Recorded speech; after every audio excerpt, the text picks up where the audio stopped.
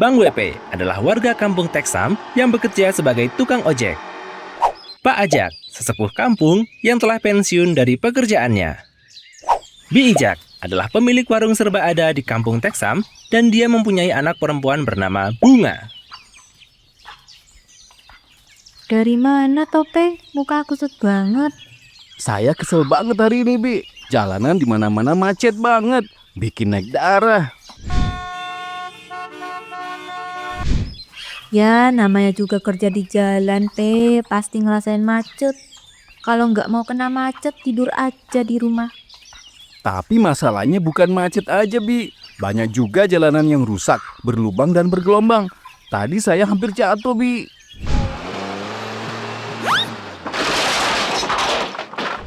Sabar Tope, jangan marah-marah. Cepet tua nanti. Nih, minum dulu. Ada apa ini? Kok kayaknya ramai sekali saya lihat dari jauh? Biasa nih Pak, Bang WP. Ada aja keluhannya tiap hari. Bang, tolong antar saya ke stasiun ya sekarang. Saya udah nggak mau ngecek lagi, Pak. Loh, emangnya kenapa bang? Bang WP kesal Pak, karena jalanan di sini rusak semua dan full macet. Sampai bikin dia mau jatuh tuh di jalan. Makanya kamu bayar pajak, Pe. Pajak? Iya, pajak. Pajak itu adalah kontribusi wajib kepada negara yang terutang oleh orang pribadi atau badan yang bersifat memaksa berdasarkan undang-undang dengan tidak mendapatkan imbalan langsung dan digunakan untuk keperluan negara bagi sebesar-besarnya kemakmuran rakyat. Dan kalau kata Undang-Undang Pajak Penghasilan, setiap tambahan kemampuan ekonomis yang diperoleh seseorang akan dikenakan pajak penghasilan. Tapi tenang, Pe, nggak semuanya kok. Hanya yang penghasilannya di atas 60 juta rupiah per tahun yang akan dikenakan pajak penghasilan. Nah, kira-kira penghasilan Bi Ijak dan Bang WP sampai nggak 60 juta rupiah setahun?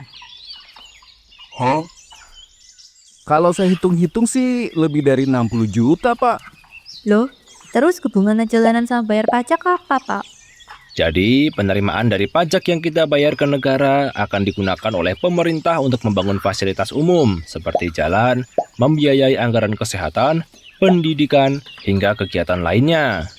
Jadi, UMKM seperti Bi Ijak dan pekerja lepas seperti Bang WP lebih nyaman dan terbantu dalam bekerja. Waduh, selama ini saya belum pernah bayar pajak, Pak. Gimana dong? Bang WP dan Bi Ijak kan sudah mempunyai penghasilan, berarti harus membayar pajak atas penghasilannya itu. Tapi, sebelum membayar pajak, sebagai wajib pajak harus mempunyai NPWP terlebih dahulu. Apalagi tuh Pak NPWP? NPWP adalah nomor pokok wajib pajak atau nomor identitas wajib pajak sebagai sarana dalam melaksanakan hak dan kewajiban perpajakannya.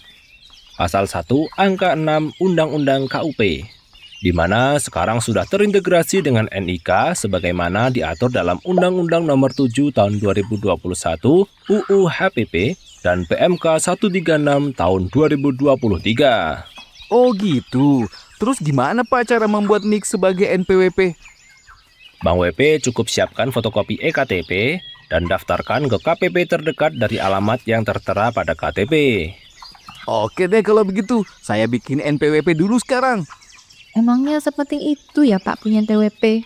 Penting dong, berdasarkan Undang-Undang Nomor 36 Tahun 2008 UU PPH Pasal 21, bagi wajib pajak orang pribadi yang tidak memiliki NPWP akan dikenakan PPH 20% lebih tinggi.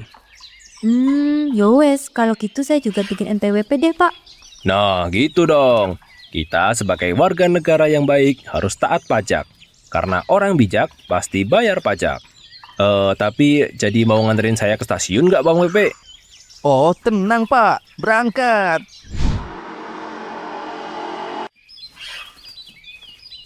Ada Pak Ajak. Tumben Pak udah di sini aja. Hehe. Hehehe, iya Bunga, lagi cari angin aja. Di rumah panas banget. Itu bawa apa? Kayaknya seger banget tuh. Oh, ini tadi aku beli es krim di Indo April, Pak. Hehe. Wih, enak dong. Panas-panas minum es krim. Iya Pak, enak banget. Tapi sayang harganya lumayan mahal dibanding es di warung ibu.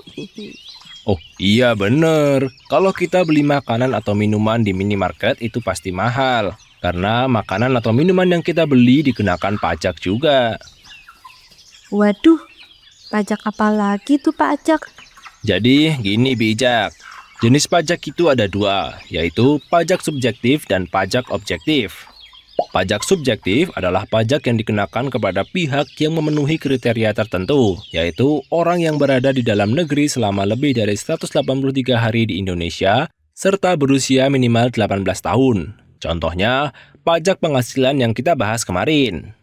Sedangkan pajak objektif adalah pajak yang dikenakan atas perolehan barang kena pajak tanpa memandang dari sisi subjektif. Contohnya, pajak yang bunga bayar atas es krim yang dibeli di minimarket, meskipun bunga belum tergolong sebagai wajib pajak. Kawan Sam, ingin tahu lebih lanjut tentang perpajakan?